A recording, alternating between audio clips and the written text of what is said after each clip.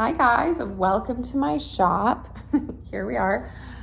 I drove here 1 hour to have a meetup for moms of babies 0 to 12 months, and not a single mom came. That's okay. That's the nature of what I do. Sometimes we have meetups and the whole shop is full, and it's so fun and also a little overwhelming because that's a lot of noise. And then sometimes nobody comes. When I first opened the shop a year ago, was it a year ago? Yeah, about the first few months of meetups, it was either me alone or me with this one other mom who lived across the street, and she would walk over a lot of times without her baby, and she would have coffee with me. And it was so cute. It wasn't like she knew me. She didn't know me at all. She didn't know I had a YouTube channel. This mom needed a reason to leave the house. I gave her a reason, and so she came twice a week, every week, until more moms started coming, and she still comes, and now her little girl's a toddler, and it's so fun. But yeah, I know that this is part of the process, and I just decided, since I'm here and I'm by myself, maybe I could use this as an opportunity to talk to you about something that's been on my mind, and I really would love your input. So this is very much like, please comment, please respond, let's talk about this, because people aren't talking about it, and it's something that affects all of us, and it has been a surprise of my adult life. It's basically this dynamic between two women. One of them is able to have babies pretty easily, and the other is struggling with fertility issues. And this could be between best friends, close friends, sisters, coworkers. What else do you see? It's sister-in-laws. It's a real thing. It's so sensitive, and I want to talk about it because I just had no idea how incredibly sensitive this is.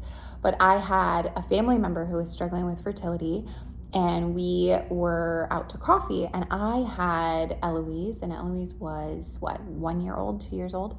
And thankfully I still had closeness with this woman, this person. I'm not going to tell who it is because I think she would want privacy. Anyway, but she was so open with me about how everything in her life felt triggering. And it was like, she didn't mean to be triggered. She didn't mean to feel pain all the time. But she said that she would get on her phone, even like the Bible app, she'd be reading the Bible, which is like, oh, that's wholesome. That seems like it couldn't go south. And then inside of the Bible app would pop an advertisement for the Bible app for kids. And she would be reminded again that her body isn't making kids. She's trying and it's not happening. She would say like social media was a huge trigger, which I feel like no surprise there. Social media can really rub us the wrong way when we really don't want that. That she cared so deeply for her loved ones who were having babies, but that it could be really hard for her and painful to see us post pictures, or even like, so now speaking of a different woman in my life, another friend of mine who was struggling with fertility said that sometimes it would feel bad for her if she would hear a mom talking about how challenging motherhood was, because that was her dream. So it felt like they were complaining about something that was actually a dream come true, even though she could rationalize and know that once she arrives to motherhood, whenever that time would be for her, motherhood would likely be hard, and she would likely need a place to go to be able to process those challenges. And so, they're carrying around this heartache, and also they're loving, reasonable people who want to be able to celebrate their sisters and friends and coworkers for having babies. It's just so painful. So then you've got the other side. You've got those of us who are getting pregnant really easily, those of us who, like me, had a surprise pregnancy and immediately are feeling guilty, like, how in the world is this even fair? How did I get pregnant when I wasn't trying to? While these other people who are very close to me, who would be so much better moms than me, honestly. Some of these women in my life who struggled with fertility, I was like, how could this even be possible? You were made to be a mother. Nobody doubts that you were made for this.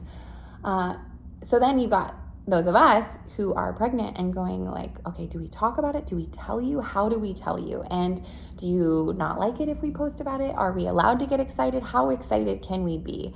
And so we're all just sort of walking on eggshells around each other, trying not to hurt each other's feelings, but also feeling a whole bunch of feelings because if we're walking through infertility, there's a whole bunch of emotions that are going to go along with that. And if we are pregnant or postpartum, our hormones are going nutso, and it's a lot of feelings. And I guess I bring this to you because recently in our shop, we were having a conversation about this, about some of the women in this shop that I host gatherings throughout the week for moms. Some of them struggled with fertility issues, and we use different treatments and IVF and IUI and all kinds of things to get pregnant. So they really know what it's like to go through that. And then others in here got pregnant when they didn't even want to, didn't even mean to. And so we were having a really candid conversation about that.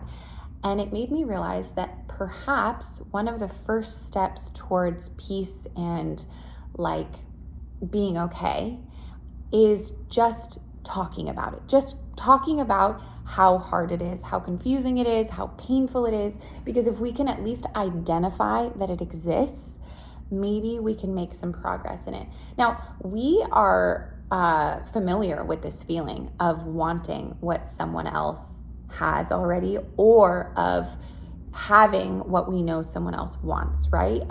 Maybe you went through it with marriage or long-term partnership. We've got some of us who really, really longed for that and felt like we couldn't find it. Maybe we still feel like we can't find a partner. And then others who seem to have like stumbled into love and are like, whoa, how did this happen to me so fast? And how did I find my person? And the tension there, maybe we wanted a dream job, and then we saw one of our loved ones got a dream job and their life looks pretty dreamy, and we're over here being like, how do I be happy for you when I am so unhappy for me? We do it with body image. We do it with homes. We're like, I really want to make my house beautiful and nice. And then we watch somebody, I don't know, inherit a house that's really amazing, or inherit a bunch of money, or just make a bunch of money.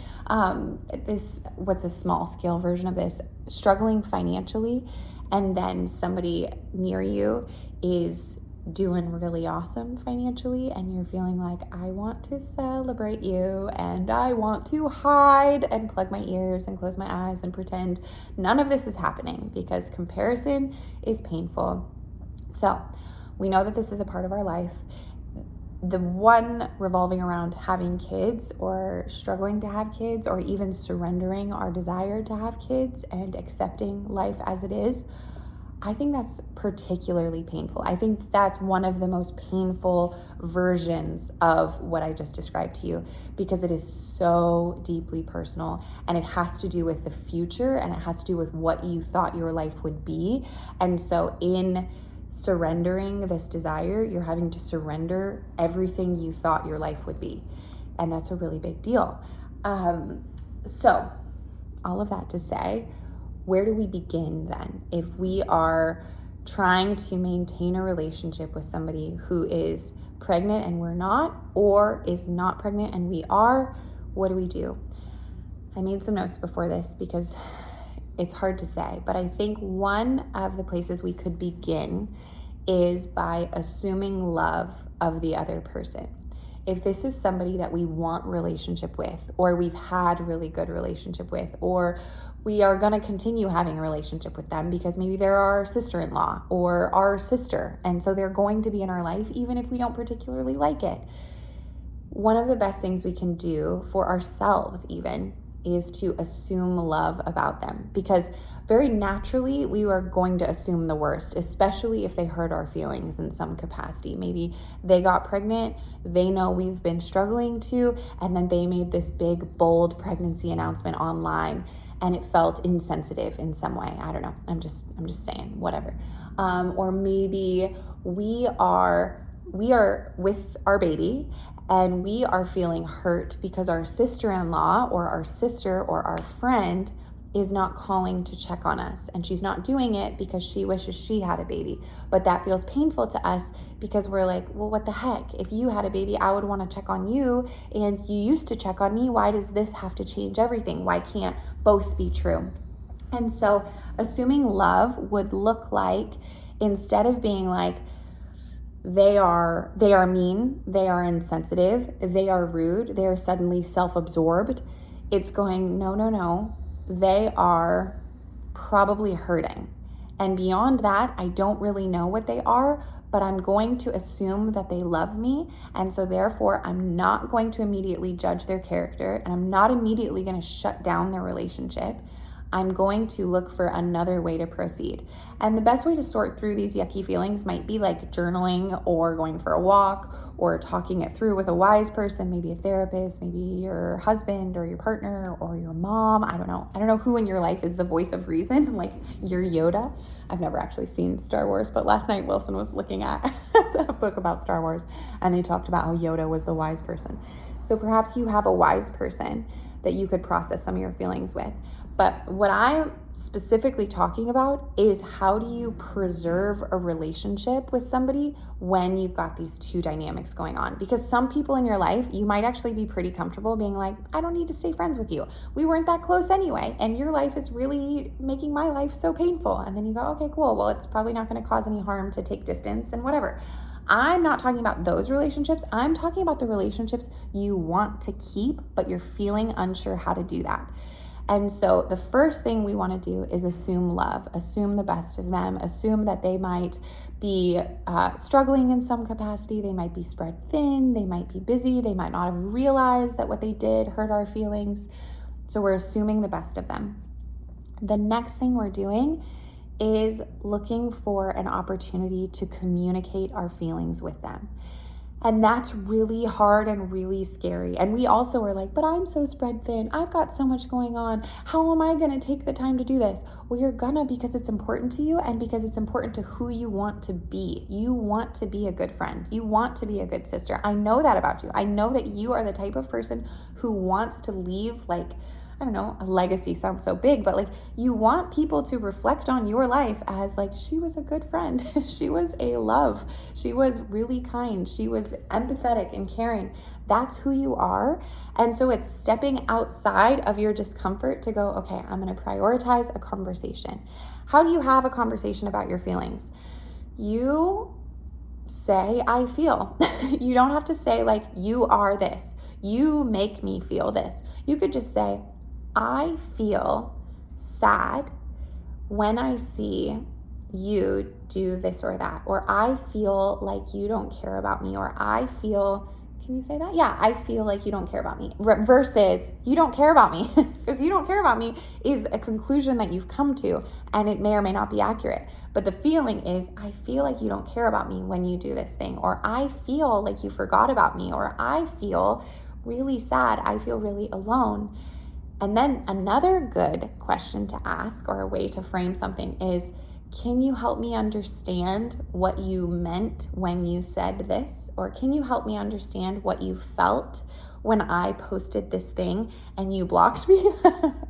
Can you help me? Sorry, I'm just being dramatic. I am not meaning to laugh at something serious, but yeah, can you help me understand what you felt? Because a lot of times we just think we know what they felt. We think other people are simple, and we think we are very complicated. We have so many layers and so many feelings, but we think them over there, pretty black and white, pretty clear. They've known me this long. They should know that I don't like this and I do like that. Well, no thanks, because that's just not life. You are so great. You are so well-meaning, but you still hurt people's feelings sometimes. And it's important to be aware of ourselves enough to be like, oh yeah, I did do that. Sorry about that. I didn't mean to. I wasn't trying to. And the same can go for your friend or sister or loved one. She just might not have a clue that what she did felt really bad to you.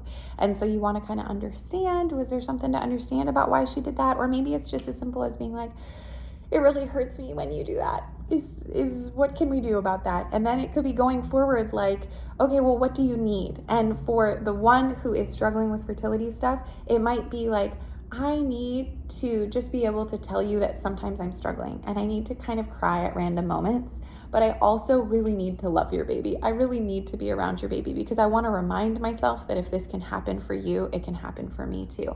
It all needs to be conversation, because otherwise you're trying to read each other's minds, and that just doesn't work, and it never goes well, and we usually read wrong because we can't read minds. That's just how it goes.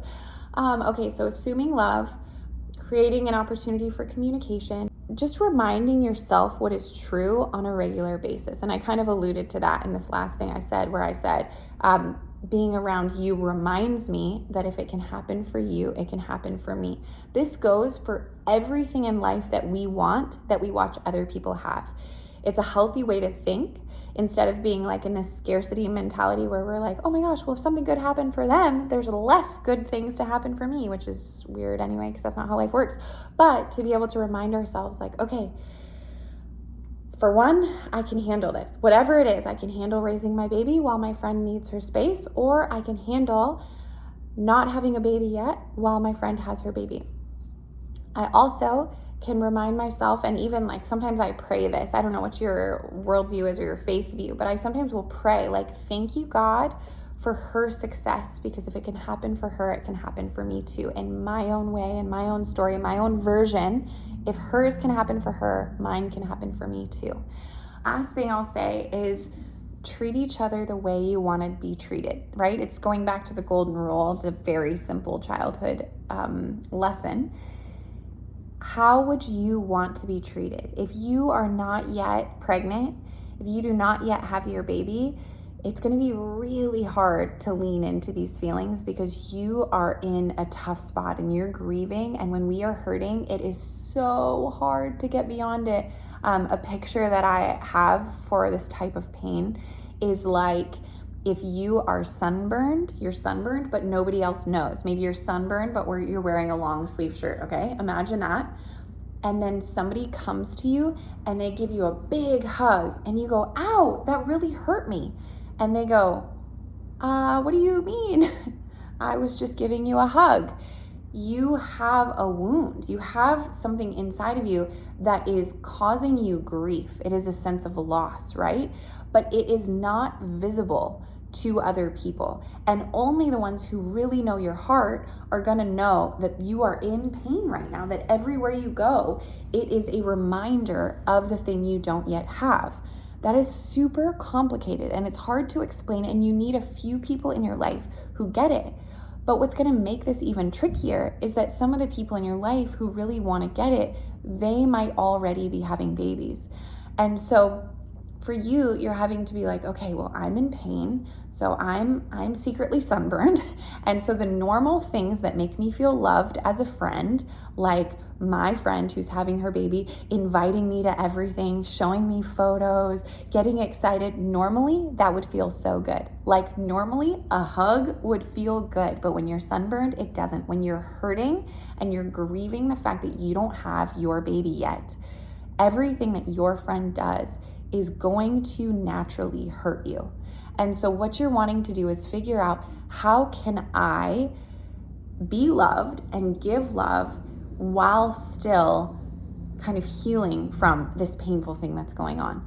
And so what that could look like is asking yourself, how would I want to be celebrated if I was having my baby? Because we're trusting that at some point you will get to be celebrated in the way that you desire. So then it's leaning into that enough to be like, okay, I'm gonna celebrate my friend. I'm gonna do what I can to be the auntie that I wanna be. And I'm also gonna give myself space emotionally to process and heal and be okay. And maybe this would be a good opportunity to get a therapist or have a support group, or even just connect deeply with other friends who aren't yet in that stage of life, so that you still feel like you're being carried while you're also doing such an amazing job to help your friend as she becomes a mom or has another baby. And for your friend, what she's gonna need too is to know from you, how can she love you well? What would feel good? Would it feel good that you sometimes go hang out and you don't really talk about baby stuff, and like maybe there's a balance there? Or maybe you do like talking about baby stuff, but she just needs to know that sometimes you're gonna cry and feel sad, and it's not a personal thing against her. It's just a very real part of the process you're in. It's all okay. But asking both of you guys, how can you treat the other person the way you would want to be treated? That's super important, whether you are the one who is having the babies or the one who is not yet having your babies. The human stuff is true. So getting rest, staying hydrated, eating nourishing food, having a social life, having a spiritual life. What can happen when we're struggling, actually it can kind of happen anytime, is we make another person our source for everything. Like, we put too many of our needs in the hands of another person. And really, it could be healthier if we sort of spread our needs out and we get some needs met over here and some needs met over here. And we've got this person who helps us feel full in this way, and this person we love to help them, and that also feels good. Spreading out these different ways that you get nourished so that it doesn't put too much pressure on this one relationship that is more fragile right now. It's not going to stay fragile. In time, in like a decade, everything's going to be totally different. Honestly, everything could be different in 9 months, right? But in a decade, for sure, things are going to be different. And if this is a relationship that matters to you, then what we're trying to do is get through this really hard, sensitive time so that we can get to the other side and find out that this journey together actually strengthened our relationship. And then we can all be the old ladies who like love each other and take pictures and are so cute, and everybody's like, their goals, I want to be like them when I'm older, you know, because it's so important. And friendship is so important. Relationships, siblings, all of it, it's all important. What are we if we don't have relationship?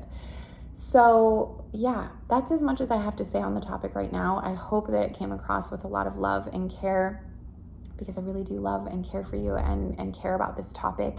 I would love to hear your thoughts, so please do leave comments, whether this speaks to you in any way, if you've been inside of this situation, if you have guidance for anybody else based on what you've experienced. I would love to hear from you, and I just appreciate you so much. If you are looking for more support, you can join our community, verygoodmothersclub.com. And yeah, I just think you're great, and it's not easy what you're going through, and I look forward to connecting with you more. Okay, thanks for being here with me. Bye.